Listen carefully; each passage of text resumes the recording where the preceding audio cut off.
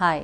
Hair ట్రాన్స్ప్లాంటేషన్లో మనం ఫస్ట్గా patient వచ్చినప్పుడు ఏరియా అనేది ఫస్ట్ మార్కింగ్ చేయాలి. ఎక్కడైతే హెయిర్ ట్రాన్స్ప్లాంటేషన్ చేస్తున్నామో ఆ ఏరియా మార్కింగ్ చేసుకొని, ఆ మార్కింగ్ అనేది అయిపోయిన తర్వాత హెడ్ అంతా కూడా షేవ్ చేసి బ్యాక్ ఆఫ్ ద స్కాల్ప్లో లోకల్ ఎనస్థీషియా ఇవ్వడం జరుగుతుంది. ఎక్కడి నుంచి అయితే మనం గ్రాఫ్ట్స్ ఇస్తామో దాని డోనర్ ఏరియా అంటాం. అక్కడ నుంచి మనం ఎక్స్ట్రాక్షన్ ఆఫ్ ద గ్రాఫ్ట్స్ చేస్తాం. అక్కడ లోకల్ ఎనస్థీషియా ఇస్తాం.